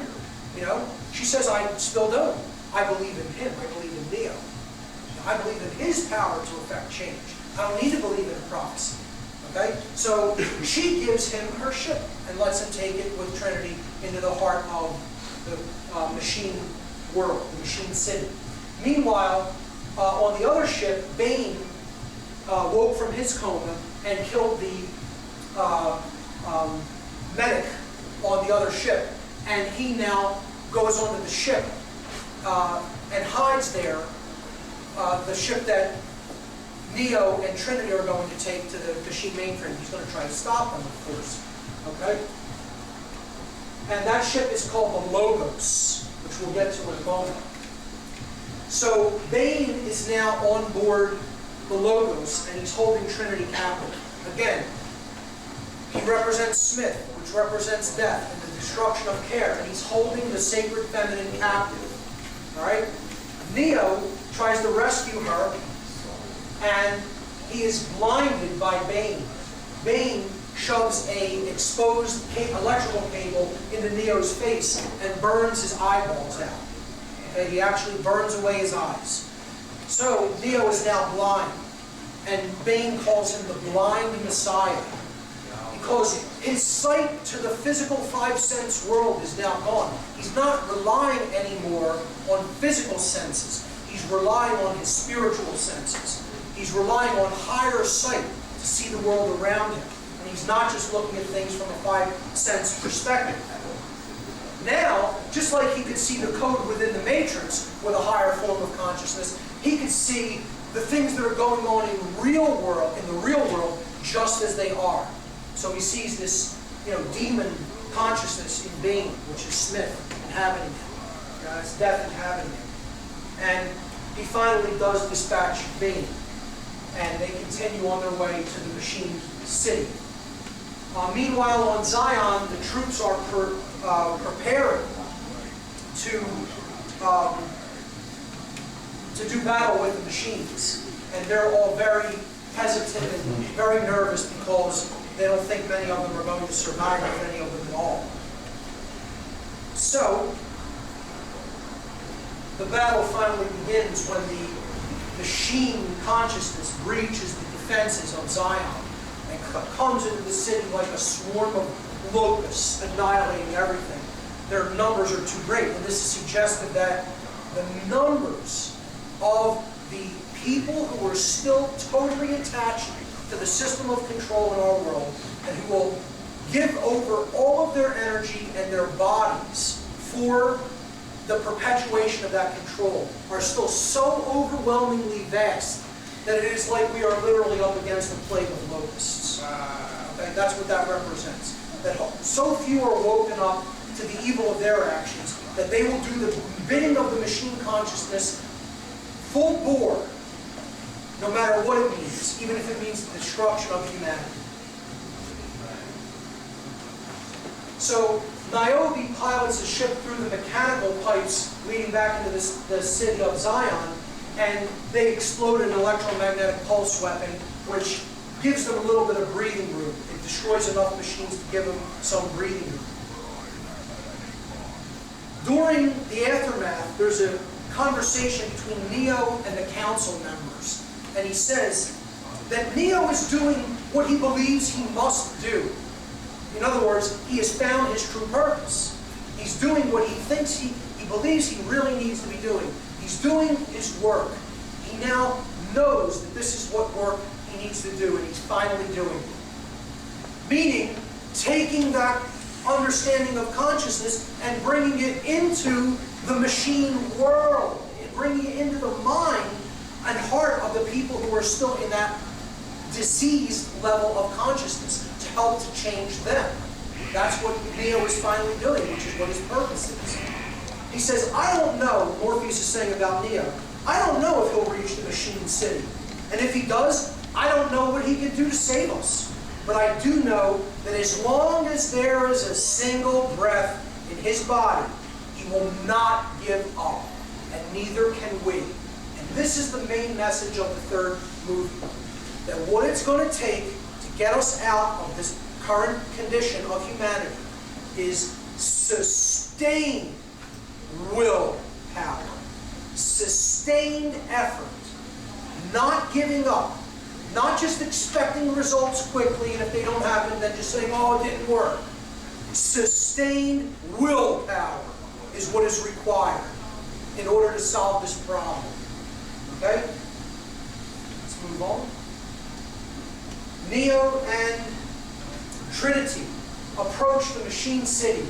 I wish you could see a little bit clearer in this slide, but there are 3 main pipes that lead from the power plants that all the people are plugged into, giving their energy, and it's leading to the machine city, which is very far away from the power plants. This represents something very profound. There are 3 channels. There are 3 forms of energy that the machine consciousness is feeding on through us. And that is our thoughts, our emotions, and our actions. They feed on mental energy, us giving our thoughts over to their way of thinking and their worldview. Our emotions, they want to wire our emotions up into a ball and have us pump out all negative energy so they can feed on that. And our actions. We give our physical energy over to the machine world, okay, to the control system. There's machines there that are unimaginably enormous, and seemingly what is Neo going to do up against something that powerful? But ultimately he can stop a lot of these machines just by holding up his hand. So many of them swarm at him that he feels that he's almost overwhelmed. And he says, there are way too many sentinels, I can't beat them. So even with his level of consciousness, there's so many people attached and plugged into this control system, I don't know how we're going to beat them. Finally, he says, we can't beat them head on, so go up, go over them. And this is, again, representative of this concept that's brought out as a motif, going up. They go up into the clouds, above the dark energy. So this is rising up to a higher level of consciousness, and in doing so, you're going over that low consciousness. You are transcending it, and you could actually, work with it from that higher perspective to try to change what's going on down there. So he says, go up, go over them. The sky is the only way. I'm going to wrap it up fairly soon. The Logos then crashes on re-entry into the dark aspects of the atmosphere. This is very symbolic. Logos is a Greek word that means word. The word. Okay? Now, what did we say the most powerful word was? Ultimately, the lost word is no. And that's what this ship represents. It represents saying no. Crashing. Saying no. Failing. Well, not enough of us say no to the control system, then the word has crashed. The word has been blown apart because we're not saying no, the most powerful word. And that represents the death of care because Trinity dies when the Logos crashes. So ultimately, not saying no, the refusal to disengage from the desire to control, is the death of the heart. That's what this is saying, symbolically, allegorically. That's when she dies, when finally the word crashes. Neo says goodbye to Trinity, and now there's only one recourse. Because saying no has failed, now a sacrifice is required. So this is what's going to happen if we don't say no. That a sacrifice is going to be required, as it once was before, and I would suggest was many times before, but it's going to be required again. We don't want to have that eventuality happen. We're trying to avert that, ultimately, by going up over them, okay? Going to the sky and changing consciousness. But if it has to be done through a sacrifice, then it will be, and a small portion will fight for the whole. So, Neo says to Deus ex machina, which is the God out of the machine, which is what this big machine, it's the hive mind of the machine world. That's what it represents. The totally diseased consciousness of the intellect divorced from care and wisdom and out of control and ultimately trying to dominate everything. He says to it, the program Smith, this virus, has grown beyond even your control. In other words, death is going to destroy everything. Okay? You're not even going to survive this, to control anything. You're going to have a world of complete annihilation and cataclysm left, that you're going to rule. You're not even going to rule it. You're going to get swept up in that hard cataclysmic outcome. He says, Smith has grown beyond your control, and soon he will even spread through this city as he has spread through the Matrix. You can't stop him, but I can. So he tries to make a deal with the machine mind and says, I'll take care of the Smith problem if you will agree to free Zion, not destroy Zion. So the machines ask him, what do you want? And he says, I want peace. Okay, so he's the bringer of peace. He's trying to negotiate a stand-down between the machines and humanity. So the machines plug him into the matrix through their mainframe, through the machine mainframe. And when they do that, he's going to go in to fight Smith for the machine world, and the machines now stand down in the city of Zion, and no one knows why they're standing down. Morpheus, however, recognizes that this is something that Neo is doing, and he puts his weapon down first. He's the first person to lay down his weapon, because he's saying, I'm willing to give peace a chance. I'm willing to try to take the route of higher consciousness through Neo. Okay? So Neo goes into the Matrix to fight Smith. All of the other Smiths line up to watch it, because the one Smith who he's going to fight says, I have the eyes of the Oracle. I know everything. I know how this is going to turn out. Which is very arrogant of him, because he doesn't really recognize that Neo's plugged into the machine mainframe. So the machines, the mainframe, have access to this virus now. What does Smith do? He assimilates people. He goes into them, becomes them.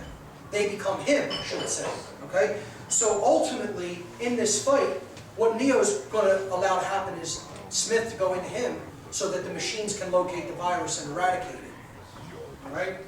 And in the middle of the fight, when it's looking totally hopeless for Neo, and Smith drives him from the sky like a meteor, like a comet, into the earth, and opens up a huge crater and a big blast of energy, Neo still gets up. He still gets up for more punishment. And Smith asks him, why? Why get up? Why keep on fighting? You can't win. You can't possibly win. What you're doing is pointless. It is pointless to keep fighting. Why do you persist? And the response that Neo gives is because I choose to. Free will. Sustained willpower. It doesn't matter if the actual physical change isn't even going to be seen in your lifetime. I don't care about that. I'm going to continue fighting evil regardless of what happens, because I choose to, because it's the right thing, and that's what I'm going to spend my energy doing. The end. And it doesn't matter if one single other individual lifts a finger. I'll do that until I can't draw breath. Now, that's how we're going to get out of the Matrix. Come up to that level of awareness and consciousness and willpower, and then we'll have a chance. And probably not a minute before. So that's the answer of how to get out of the Matrix. It may require sacrifice, even giving everything you have. Then we'll have a chance. So, finally, he allows Smith to absorb him, go into him. And in doing so, since he is still connected to the machine mainframe, now through this act of sacrifice, the machines can locate Smith and exterminate his program. And that's what they do. He is blown up in another shower of immense white light. But this time, when he blows up, all of them blow up, all of the copies. And it blows up in the shape of a cross. Because this is about sacrifice. This is about completely giving of oneself in a messianic act. Okay? An act of willingness to save others. So this brings us to what is the actual character's name in the Matrix world mean. Anderson. Ander, man, son, the Son of Man. He is the Christ figure. He is the Savior figure, the Messianic figure. And when he dies in the Matrix, they show a cross right on his chest, and he's in a shower of golden light, because he's the Christ consciousness. Neo is the embodiment of Christ consciousness and the willingness to give everything to create a change in the world. That's what he is. And you see the final position that his body ends up with in the machine world, in a position of crucifixion. So that is what Anderson ultimately represents symbolically. In doing this, the machines broker a peace between them and the humans, and the war ends. The war between the machine consciousness and humanity is over. This is announced to the people of Zion. They rejoice that the war is finally over and they can move on with their lives. The final scene is between a conversation between the Oracle program, who now comes back into the Matrix. She is resurrected as well, after having been absorbed by Smith, and the Architect. And the Oracle character says to the Architect, well, the people of Zion are free, but what about the others? What about the people who are still connected to the Matrix, these power plants in the Matrix? She says, what's going to happen to them? The ones that won out. And the Architect has brokered a deal because of what Neo has done for the machines by eradicating Smith. See, it's about, he has conquered death. That's another concept of the Messiah or the Christ. He's conquered death. He is light. He conquers darkness. So, in an act of sacrifice, that light energy has conquered the dark. And the answer that the Architect gives is the profound ending message of the whole series, the whole trilogy. He says to the Oracle that the ones that won out will be freed. That is the final message of the Architect in the film. He says, obviously, they will be freed. So in other words, the desire to want to get out of the system of control is where it has to all start. And that's where it will start for other people who have not yet seen the truth, but if they want it badly enough, they will be freed at some future point. And that's the message of hope that the trilogy concludes with. However, there is one other question that is what the whole trilogy is ultimately about. And I'm going to wrap up with this question and I'll leave you with it. And that is, ultimately, not even allegorically or symbolically, but in the real world, the question of this trilogy is, in the real world, who is the one? And the answer is, you are. You are. Thank you very much, ladies and gentlemen.